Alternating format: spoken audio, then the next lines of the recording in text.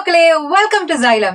So നമ്മള് നാളെ നിങ്ങളുടെ എക്കണോമിക്സ് എക്സാമിന് മാക്രോ എക്കണോമിക്സിൽ നിന്ന് അറിഞ്ഞിരിക്കേണ്ട ബേസിക് ആയിട്ടുള്ള കോൺസെപ്റ്റ്സ് ആണ് നമ്മൾ ഡിസ്കസ് ചെയ്യാൻ പോകുന്നത്. ബേസിക് കോൺസെപ്റ്റ്സ് നമ്മൾ തറോ ആക്കി കഴിഞ്ഞു കഴിഞ്ഞാൽ ബാക്കി എല്ലാ കോൺസെപ്റ്റ്സും ഈ ബേസിക് കോൺസെപ്റ്റ്സിന്റെ ബേസിസിലാണ് ബാക്കി ബിൽഡ് ചെയ്ത് വരുന്നത്. അപ്പൊ എന്താണ്, നമുക്ക് ഈസി ആയിട്ട് ഫുൾ മാർക്ക് എന്തായാലും സ്കോർ ചെയ്യാം. ഇതേ ചാനലിൽ തന്നെ നമ്മൾ ഒരുപാട് കോണ്ടന്റ് വീഡിയോസ് ചെയ്തിട്ടുണ്ട്. ലൈക്ക് ഫോർ എക്സാമ്പിൾ, നമ്മുടെ ഫസ്റ്റ് ചാപ്റ്റർ ആയ ഇൻട്രൊഡക്ഷൻ ടു മാക്രോ എക്കണോമിക്സിൽ നിന്ന് മാക്രോ എക്കണോമിക്സിന്റെ എമർജൻസ് എന്നുള്ള ഒരു ഭാഗത്തെ പറ്റിയിട്ട് നമ്മൾ ഇതിൽ വീഡിയോ ചെയ്തിട്ടുണ്ട്. പിന്നെ എന്താണ് റെപ്പോ റേറ്റ്, എന്തായാലും എസ് എ ക്വസ്റ്റ്യൻസിന് ചോദിക്കുന്ന ഒരു ചോദ്യമാണിത്. റെപ്പോ റേറ്റിനെ പറ്റിയിട്ടും OMO പറ്റിയിട്ടും ആൻഡ് CRR ആൻഡ് SLR ഇതിനെ പറ്റിയത് എങ്ങനെയാണ് വർക്ക് ആവുന്നത്, ഇൻഫ്ലേഷൻ സമയത്ത് എന്താണ് ചെയ്യേണ്ടത്, ഡീഫ്ലേഷൻ സമയത്ത് എന്താണ് ചെയ്യേണ്ടത് ക്ലിയർ ആയിട്ട് ഈ വീഡിയോയിൽ പറഞ്ഞു പോകുന്നുണ്ട്. ആൻഡ് ഫൈനലി നമ്മുടെ ഫോർത്ത് ചാപ്റ്റർ ആയി determination of income and employment, ഈ ഒരു ചാപ്റ്ററിൽ നിന്ന് നിങ്ങൾക്ക് എക്സ്പെക്ട് ചെയ്യാൻ പറ്റുന്ന സ്ഥിരമായിട്ട് വരുന്ന ക്വസ്റ്റ്യൻസ് ഏതാന്ന് പറഞ്ഞിട്ട് ഒരു 20 minutes വീഡിയോ വേറെയും ചെയ്തിട്ടുണ്ട്. ഓക്കെ, സോ ഇതിന്റെ എല്ലാത്തിന്റെയും ലിങ്ക് താഴെ കമന്റ് ബോക്സിൽ നമ്മൾ പിൻ ചെയ്തിടുന്നതായിരിക്കും. സോ മേക്ക് ഷുവർ നിങ്ങൾ ആ വീഡിയോ കാണുന്നുണ്ട് എന്നുള്ളത്. ഓക്കെ, സോ മക്കൾ ഇവിടെ നോക്കൂ, നിങ്ങളുടെ നാളത്തെ എക്സാമിന് നിങ്ങൾ പഠിച്ചിരിക്കേണ്ട മാക്രോ എക്കണോമിക്സ് എടുത്ത് നോക്കുകയാണെങ്കിൽ പഠിച്ചിരിക്കേണ്ട 4 ചാപ്റ്റേഴ്സ് ആണ് ഏതൊക്കെ?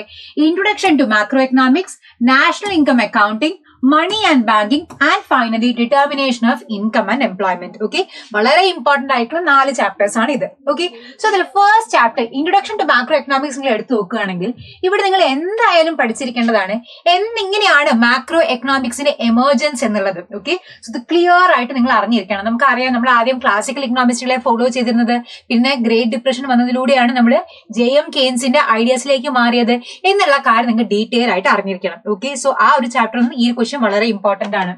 ആൻഡ് ഓൾസോ നമ്മുടെ ഇക്കോണമിയിൽ എത്ര സെക്ടേഴ്സ് ഉണ്ട്? ഓക്കെ, മാക്രോ എക്കണോമിക് ലെവലിൽ നമുക്ക് 4 സെക്ടേഴ്സ് ആണുള്ളത്. ഏതൊക്കെയാണ്? ഹൗസ് ഹോൾഡ് ഉണ്ട്, ഫേം ഉണ്ട്, ഗവൺമെന്റ് ഉണ്ട്, എക്സ്റ്റേണൽ സെക്ടർ ഉണ്ട്. ഓക്കെ, സോ ഇതാണ് ആ ചാപ്റ്ററിൽ നിന്ന് അറിഞ്ഞിരിക്കേണ്ട ബേസിക് ആയിട്ടുള്ള കോൺസെപ്റ്റ്. ഓക്കെ, ഇനി നമുക്ക് സെക്കൻഡ് ചാപ്റ്ററിലേക്ക് പോകാം. ഏതാണ്? National income accounting. ഈ ഒരു ചാപ്റ്ററിൽ വന്നിട്ട് നിങ്ങൾ അറിഞ്ഞിരിക്കേണ്ടതാണ് നാഷണൽ ഇൻകം കണ്ടുപിടിക്കാൻ നമുക്ക് 3 മെത്തേഡ്സ് ഉള്ളത്. ഏതൊക്കെയാണ്? ഒന്ന് valued method, second one income method and third one is expenditure method. ഈ എല്ലാ മെത്തേഡ്സിന്റെയും ഐഡന്റിറ്റീസ്, ഓക്കെ, ഈ ഇക്വേഷൻ നിങ്ങൾ എന്തായാലും അറിഞ്ഞിരിക്കണം. കാരണം ഒന്നില്ലെങ്കിൽ ഇത് തിയറി ആയിട്ട് ചോദിക്കും, അല്ലെങ്കിൽ ഇത് റിലേറ്റഡ് ടു പ്രോബ്ലം തന്നിട്ട് ഈ ഇക്വേഷൻ ഉപയോഗിച്ച് നമ്മൾ ക്വസ്റ്റ്യൻ സോൾവ് ചെയ്യാനും പറയും. ഓക്കെ, സോ ഈ ഐഡന്റിറ്റീസ് വളരെ വളരെ ഇമ്പോർട്ടന്റ് ആണ്. ക്ലിയർ ആണല്ലോ? ഇനി നെക്സ്റ്റ് നോക്കൂ, ഇതന്നെ നമുക്ക് ഞാൻ പറഞ്ഞ പോലെ തന്നെ ഇതിന് കുറച്ച് പ്രോബ്ലംസ് വരുന്ന ഒരു ചാപ്റ്റർ ആണ്. അപ്പൊ അതുകൊണ്ട് തന്നെ ഈ ഇക്വേഷൻ ഫോം ചെയ്യണം നിങ്ങൾക്ക് അറിഞ്ഞിരിക്കണം. അതായത് ഗ്രോസ് നെറ്റ് ആവണമെങ്കിൽ നമ്മൾ ഡിപ്രിസിയേഷൻ മൈനസ് ചെയ്യണം, നെറ്റ് ഗ്രോസ് ആവണമെങ്കിൽ ഡിപ്രിസിയേഷൻ ആഡ് ചെയ്യണം. ഓക്കെ, നാഷണൽ നമ്മൾ ഡൊമസ്റ്റിക് ആക്കി മാറ്റണമെങ്കിൽ NFIA മൈനസ് ചെയ്യണം, ഡൊമസ്റ്റിക് നാഷണൽ ആക്കണമെങ്കിൽ NFIA ആഡ് ചെയ്യാണ് വേണ്ടത്. ഇനി മാർക്കറ്റ് പ്രൈസ് നമുക്ക് ഫാക്ടർ കോസ്റ്റ് ആക്കണമെങ്കിൽ നെറ്റ് ഇൻഡയറക്ട് ടാക്സ് മൈനസ് ചെയ്യണം. അതേപോലെ തന്നെ ഫാക്ടർ കോസ്റ്റ് നമുക്ക് മാർക്കറ്റ് പ്രൈസായി മാറ്റി തിരിച്ചിട്ടാണ് വേണമെങ്കിൽ നമ്മൾ നെറ്റ് ഇൻഡയറക്ട് ടാക്സ് ആഡ് ചെയ്യാണ് വേണ്ടത്. ഓക്കെ, സോ ഈ കോൺസെപ്റ്റ്സിനെ പറ്റി നിങ്ങൾക്ക് ക്ലിയർ ആയിട്ടുള്ള ഒരു ധാരണ ഉണ്ടായിരിക്കണം. ഓക്കെ, ഇനി അടുത്ത കോൺസെപ്റ്റ് നോക്കാം. വളരെ ഇമ്പോർട്ടന്റ് ആയിട്ടുള്ള സർക്കുലർ ഫ്ലോ ഓഫ് ഇൻകം. ഇത് ചിലപ്പോ ഇതിന്റെ ഫിഗർ നിങ്ങൾക്ക് തന്നിട്ട് ഇതൊന്നും എന്താണ് നമ്മളോട് തന്നെ ഇത് ഫിൽ ചെയ്യാൻ പറയും. ഓക്കെ, സോ ആരോ എങ്ങോട്ടാണ് നോക്കി മനസ്സിലാക്കി മണി ഫ്ലോ ഏതാണ്, റിയൽ ഫ്ലോ ഏതാണ് നിങ്ങൾക്ക് അറിഞ്ഞിരിക്കണം. ഓക്കെ, സോ സെക്കൻഡ് ചാപ്റ്ററിൽ നിങ്ങൾ അറിഞ്ഞിരിക്കേണ്ട ബേസിക് കോൺസെപ്റ്റ്സ് ആണ് ഇത്. ഇനി തേർഡ് ചാപ്റ്റർ ഏതാണ്? Money and banking. ഈ ഒരു ചാപ്റ്ററിൽ നോക്കുകയാണെങ്കിൽ ഇവിടെ നിങ്ങൾ ഫങ്ഷൻസ് ഓഫ് മണി അഗൈൻ വളരെ ഇമ്പോർട്ടന്റ് ആണ്. എന്തായാലും ഒരു 4 or 5 മാർക്ക് നിങ്ങൾക്ക് എക്സ്പെക്ട് ചെയ്യാം. അപ്പോൾ നമുക്ക് പ്രൈമറി ഫംഗ്ഷൻസ് ഉണ്ട്, സെക്കൻഡറി ഫംഗ്ഷൻസ് ഉണ്ട്.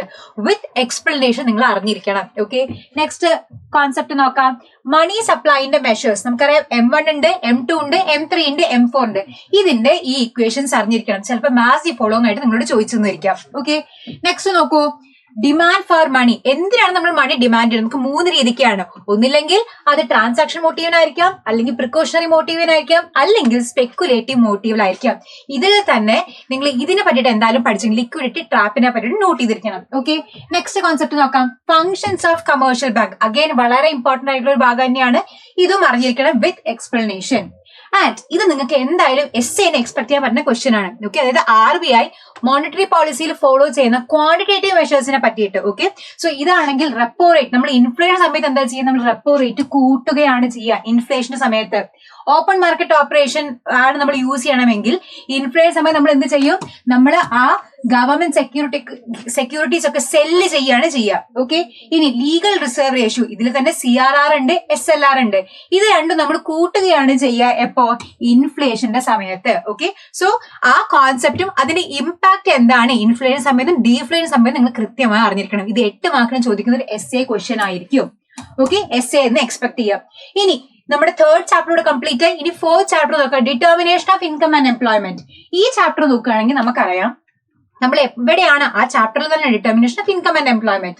ആ ഇക്വിലിബ്രിയം ലെവൽ എവിടെയാണ്, വെൻ അഗ്രിഗേറ്റ് സപ്ലൈയും അഗ്രിഗേറ്റ് ഡിമാൻഡും ഇന്റർസെക്ട് ചെയ്യുമ്പോൾ. അല്ലെ, ഇതിൽ അഗ്രിഗേറ്റ് ഡിമാൻഡ് എന്ന് പറഞ്ഞു കഴിഞ്ഞാൽ കൺസപ്ഷൻ പ്ലസ് ഇൻവെസ്റ്റ്മെന്റ് ആണ്, C+I ആണ്. അഗ്രിഗേറ്റ് സപ്ലൈ ഒരു 45 ഡിഗ്രി ലൈൻ ആണ്, കറക്റ്റ് ഈ ഗ്രാഫിന് സെന്റർ കൂടിയാ പോകുന്നത്. ഇതെന്താണ്, കൺസപ്ഷൻ പ്ലസ് സേവിങ്സ് ആണ്. ക്ലിയർ ആണല്ലോ. ഇവ രണ്ടുപേരും ഇന്റർസെക്ട് ചെയ്യുന്നത് അറ്റ് E ആണ്. ഇതിന് കറസ്പോണ്ടിങ് ആയിട്ടുള്ള പോയിന്റ് ആണ് എന്ത്, Y* എന്ന് പറയുന്നത്. ഇതാണ് ഇക്വിലിബ്രിയം. ആ ഇക്വിലിബ്രിയം ആയിട്ടുള്ള ഔട്ട്പുട്ട് അല്ലെങ്കിൽ ഇൻകം എംപ്ലോയ്മെന്റ് എന്നൊക്കെ പറയുന്നത്. ഓക്കെ, ഈ ഒരു ലെവലിനെ കണ്ടുപിടിക്കാൻ നമുക്ക് വേറെ ഇക്വേഷൻ ഉണ്ട്. അഗെയിൻ വളരെ ഇമ്പോർട്ടന്റ് ആണ്. എന്ത്, C* plus I* divided by 1 - C.